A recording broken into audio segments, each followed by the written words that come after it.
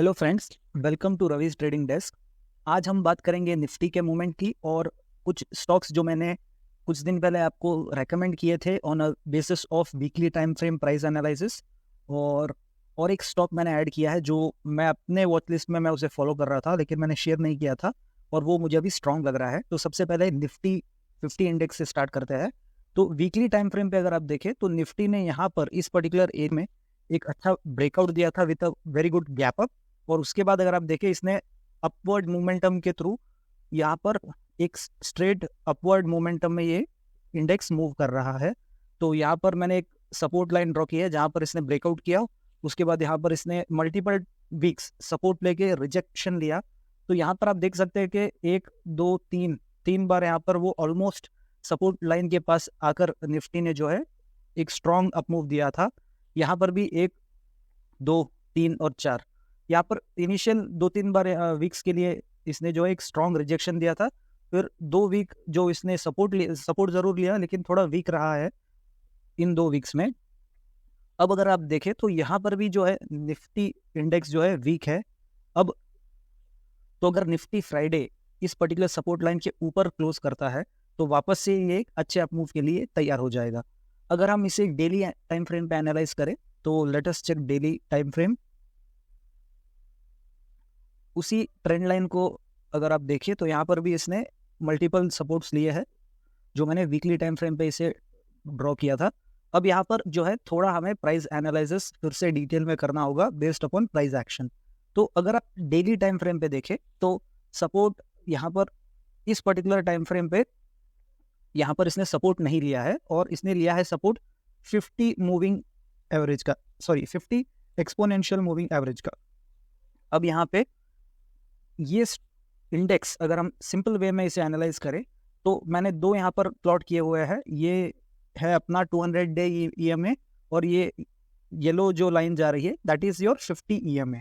तो यहाँ पर जैसे आप देख सकते हैं मल्टी ब्रेकआउट के बाद इसने एक अपवर्ड मोमेंटम और अपवर्ड स्विंग्स के साथ इसने स्ट्रॉन्ग बुलिशनेस दिखाई है। इसीलिए ये इंडेक्स कभी भी अपने 200 डे EMA के पास नहीं आया सपोर्ट लेने के लिए, ये 50 डे मूविंग एवरेज को ही सपोर्ट लेते हुए ऊपर जा रहा है। अब यहाँ पर ये हो जाता है कि फिलहाल लास्ट टाइम इसने ऑलमोस्ट नियर बाय 50 EMA में सपोर्ट लिया था और अभी ये वापस 50 EMA के पास इसने सपोर्ट लेके एक बाउंस बैक दिया है आज with a very good move of around 170 points. अब यहाँ पर आइडियली प्रोसेस ये रहेगा कि हमें वेट एंड वॉच करना है कल क्या मूवमेंट आता है। अगर ये पॉजिटिव मूवमेंट में कन्वर्ट होता है निफ्टी का मूवमेंट तो हम यहाँ से इजीली जो है एक अपवर्ड मूवमेंट देख सकते हैं आने वाले डेज में। और अगर हम 50 मूविंग एवरेज के नीचे अपना स्टॉप लॉस रखें और जो रीसेंट हाई अगर हम देखें तो 1.1:1.5 का यहाँ पर टारगेट बनते हुए दिख रहा है हमें। तो यहाँ पर आप इसे वेट एंड वॉच कर सकते हैं अकॉर्डिंगली प्राइस मूवमेंट के हिसाब से यहाँ पर आप मूवमेंट देख सकते हैं। तो एंट्री किस तरह से आइडियली प्लान की जा सकती है उसके लिए हमें जो है यहाँ पर 2-3 चीज़ें देखनी होगी। एक यहाँ पर प्राइस का अगर हम ट्रेंड देखें तो इस पर्टिकुलर ट्रेंड लाइन के आसपास इसने कभी क्लोज नहीं किया इसके ऊपर। अगर हम इसे स्मॉलर टाइम फ्रेम पे देखेंगे तो और हमें क्लैरिटी मिलेगी और एक इजी टू चेक हमें प्लान मिलेगा। सिंपल हमें यहाँ पर देखना है कि इस particular trend line rather 1 hour time frame पे अगर हम निफ्टी को ऑब्जर्व करें तो यहाँ पर इसने इस पर्टिकुलर प्राइस के ऊपर या पॉइंट्स के ऊपर क्लोज नहीं किया है। तो हमें आइडियली यही वॉच करना है कि ये जो 200 day EMA exponential moving average का जो ट्रेंड लाइन है जो कि 1 आवर टाइम फ्रेम पे है उसके नीचे अभी ट्रेड कर रहा है। इस पर्टिकुलर प्राइस पॉइंट को ब्रेक करने के बाद अगर ये अच्छा अपमूव देता है तो वी कैन सी कि निफ्टी जो अपने रिसेंट हाई से वापस वहां पर ट्रेड करे। अब हम देखते हैं जो स्टॉक्स मैंने बताए थे कुछ दिन पहले उनका क्या परफॉर्मेंस रहा है, किस स्टेटस में है वो अभी। तो जिस दिन मैंने ये ट्रेड्स दिए थे उस दिन और उसके नेक्स्ट दिन भी मार्केट जो है डाउनवर्ड मोमेंटम में था। द आइडियल फोकस वॉज कि अगर प्राइस एक्शन अच्छा बन रहा है तो अगर मार्केट अपवर्ड मोमेंटम में हो या डाउनवर्ड में स्टॉक अपवर्ड मोमेंटम आपको देगा। अगर मार्केट डाउनवर्ड मोमेंटम में है और आपने एक स्विंग बाय ट्रेड लिया है तो हो सकता है कि जो टारगेट्स आपको 1 वीक में मिलने वाले हैं वो 2 से 3 वीक लग जाएंगे। बट अगर आपका प्राइस एक्शन आपने सही स्टडी किया है तो आप टारगेट्स इवेंचुअली अचीव करोगे, वरना आप जो भी अपना रिस्क रिवॉर्ड के हिसाब से स्टॉप लॉस है वो लेके एग्जिट कर सकते हो। तो यहाँ पर कोलगेट में हमने इस पर्टिकुलर लास्ट वीक का जो ये कैंडल है, यहाँ पर हमने प्लान किया था कि इस पर्टिकुलर ब्रेकआउट के बाद हम यहाँ पर ट्रेड प्लान कर सकते हैं। अगर हमने यहाँ पर ट्रेड लिया है तो भी हम देख सकते हैं कि इसने एक डाउनवर्ड मोमेंटम दिया और ये अभी एक स्ट्रॉन्ग रिजेक्शन के साथ अपवर्ड मूव दे रहा है, जहाँ पर फ्राइडे की क्लोजिंग अभी बाकी है। तो ये ऑलमोस्ट हमारे बाय प्राइस के आसपास ही है। उसके बाद लिंडे इंडिया जो है एक नेक्स्ट स्टॉक था, इसने जिस दिन हमने यहाँ पर ये स्टॉक डिस्कस किया था उसके नेक्स्ट दिन यानी मंडे आइडली एक अच्छा अप मूव दिया है यहाँ पे, और डायरेक्टली 5% का अप मूव दिया था। उसके बाद 2 दिन यहाँ पर इसने फिर से डाउन मूव देके फिलहाल ये एक इनडिसिसिव कैंडल बनाते हुए ऑन थर्सडे। तो हमें ये देखना है कि ये वीकली कैंडल किस तरह से क्लोजिंग दे रहा है। अभी भी ये एक अच्छे अपवर्ड मूव में ही है। अगर हम वीकली टारगेट्स की बात करें तो 2 से 3 हफ्ते या 1 महीना लगता है आइडली टारगेट्स अचीव करने के लिए। तो यहाँ पर मैंने आपको 1:2 1:3 का यहाँ पर आइडल सजेशन दिया था टारगेट्स का। नेक्स्ट है भारती एयरटेल।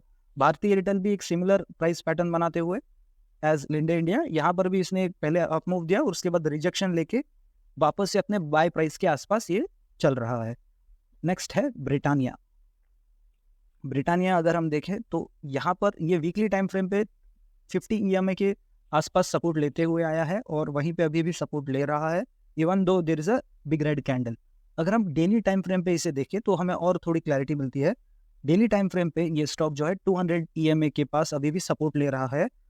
भले ही यहाँ पर एक अच्छा डाउन मूव आया है, लेकिन उसके बाद 2 दिन कंटिन्यूसली आप देखें तो स्टॉक ने रिजेक्शन लिया है 200 डे EMA के पास और वापस से क्लोज ऊपर इसने 200 EMA की किया है।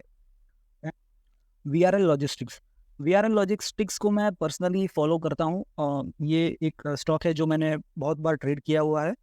VRL लॉजिस्टिक्स इंटरेस्टिंग इसलिए है क्योंकि इसने वीकली टाइम फ्रेम पे 200 डे EMA के पास सपोर्ट लिया था और मैं जब लास्ट वीक इसे ऑब्जर्व कर रहा था, एक्चुअली 2 वीक्स प्लस अगर आप देखें मैं इसे फॉलो कर रहा था और मैं ये ऑब्जर्व कर रहा था कि ये 200 के आसपास कितना जल्दी आता है या किस समय तक आता है ताकि हम इसके लिए ट्रेड प्लान कर सके।